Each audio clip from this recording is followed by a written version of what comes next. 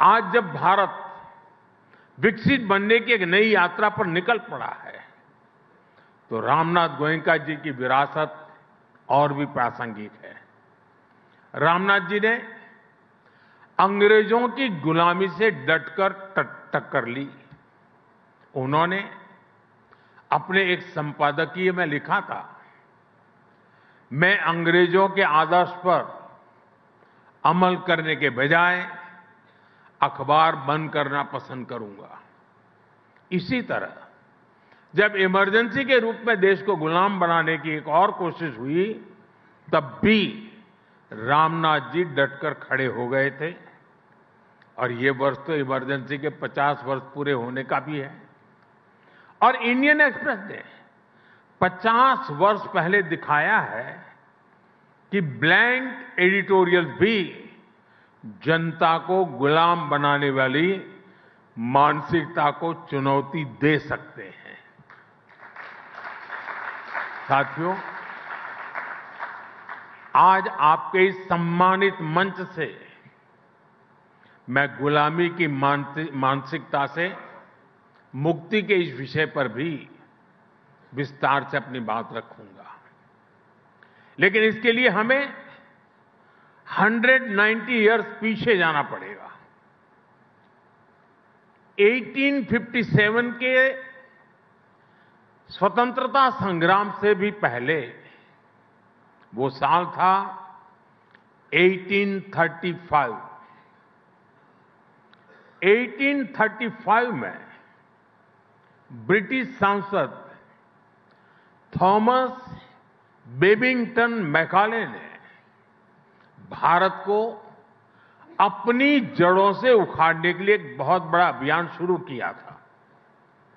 उसने ऐलान किया था, मैं ऐसे भारतीय बनाऊंगा, वो दिखने में तो भारतीय होंगे लेकिन मन से अंग्रेज होंगे।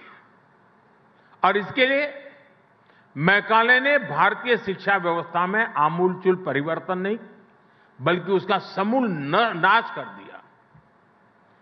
खुद गांधी जी ने भी कहा था कि भारत की प्राचीन शिक्षा व्यवस्था एक सुंदर वृक्ष थी जिसे जड़ से हटाकर नष्ट कर दिया। साथियों, भारत की शिक्षा व्यवस्था में हमें अपनी संस्कृति पर गर्व करना सिखाया जाता था। भारत की शिक्षा व्यवस्था में पढ़ाई के साथ ही कौशल पर भी उतना ही जोर था। इसलिए मैकाले ने भारत की शिक्षा व्यवस्था की कमर तोड़ने की ठानी और उसमें सफल भी रहा। मैकाले ने यह सुनिश्चित किया कि उस दौर में ब्रिटिश भाषा, ब्रिटिश सोच को ज्यादा मान्यता मिले और उसका खामियाजा भारत ने आने वाली सदियों में उठाया। साथियों, मैकाले ने हमारे आत्मविश्वास को तोड़ दिया, हमारे भीतरहीन भावना का संचार किया। मैकाले ने एक झटके में हजारों वर्षों के हमारे ज्ञान विज्ञान को, हमारी कला संस्कृति को, हमारी पूरी जीवन शैली को ही कूड़ेदान में फेंक दिया था। वहीं पर वो बीज पड़े कि भारतीयों को अगर आगे बढ़ना है, अगर कुछ बड़ा करना है, तो विदेशी तौर तरीकों से ही करना होगा। और ये जो भाव था वो आजादी मिलने के बाद भी और पुख्ता हुआ। हमारी एजुकेशन, हमारी इकोनॉमी, हमारी समाज के एस्पिरेशन सब कुछ विदेशों के साथ जुड़ गई। जो अपना है उस पर गौरव करने का भाव कम होता गया। गांधी जी ने जिस स्वदेशी को आजादी का आधार बनाया था उसको पूछने वाला ही कोई नहीं रहा।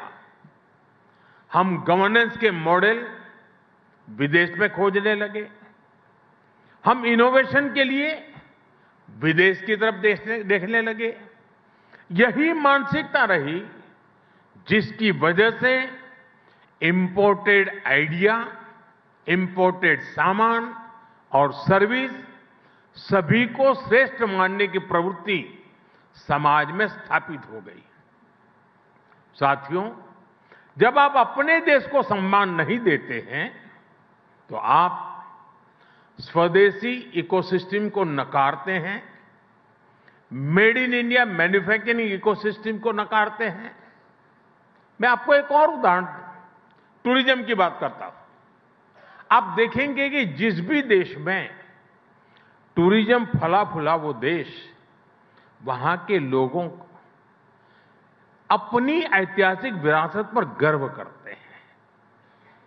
हमारे यहां इसका उल्टा ही हुआ। भारत में आजादी के बाद अपनी विरासत को दुत्कारने के ही प्रयास हुए। जब अपनी विरासत पर गर्व नहीं होगा तो उसका संरक्षण भी नहीं होगा। जब संरक्षण नहीं होगा तो हम उसको ईंट पत्थर के खंडहरों की तरह ही ट्रीट करते रहेंगे। और ऐसा हुआ भी। अपनी विरासत पर गर्व होना टूरिज्म के विकास के लिए भी आवश्यक शर्त है। साथियों, ऐसे ही स्थानीय भाषाओं की बात है। किस देश में ऐसा होता है कि वहां की भाषाओं को दुत्कारा जाता है? जापान, चीन और कोरिया जैसे देश, जिन्होंने देश के अनेक तौर तरीके अपनाए, लेकिन भाषा फिर भी अपनी ही रखी, अपनी भाषा पर कॉम्प्रोमाइज नहीं किया। इसलिए हमने नई नेशनल एजुकेशन पॉलिसी में स्थानीय भाषाओं में पढ़ाई पर विशेष बल दिया है। और मैं बहुत स्पष्टता से कहूंगा, हमारा विरोध अंग्रेजी भाषा से नहीं है, हम भारतीय भाषाओं के समर्थन में हैं। साथियों, मैकाले द्वारा किए गए उस अपराध को 1835 में जो अपराध किया गया, 2035 10 साल के बाद 200 साल हो जाएंगे। और इसलिए आज आपके माध्यम से पूरे देश से एक आह्वान करना चाहता हूं।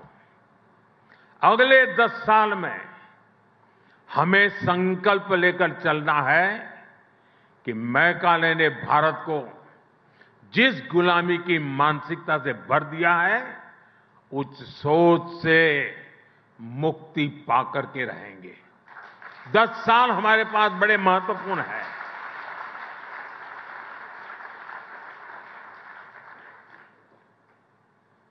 मुझे याद है एक छोटी घटना। गुजरात में लेप्रेसी को लेकर के अस्पताल बन रहा था, तो वो सारे लोग महात्मा गांधी जी से मिले उसके उद्घाटन के लिए। तो महात्मा जी ने कहा कि मैं लेप्रेसी के अस्पताल के उद्घाटन के पक्ष में नहीं हूं, मैं नहीं आऊंगा, लेकिन ताला लगाना है, उस दिन मुझे बुलाना, मैं ताला लगाने आऊंगा। गांधी जी के रहते हुए इस अस्पताल को तो ताला नहीं लगा था, लेकिन गुजरात जब लेप्रेसी से मुक्त हुआ और मुझे उस अस्पताल को ताला लगाने का मौका मिला जब मैं मुख्यमंत्री बना।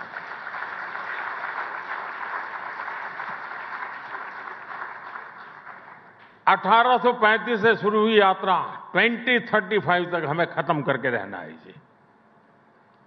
गांधी जी का जैसे सपना था कि मैं ताला लगाऊंगा, मेरा भी सपना है कि हम ताला लगाएंगे।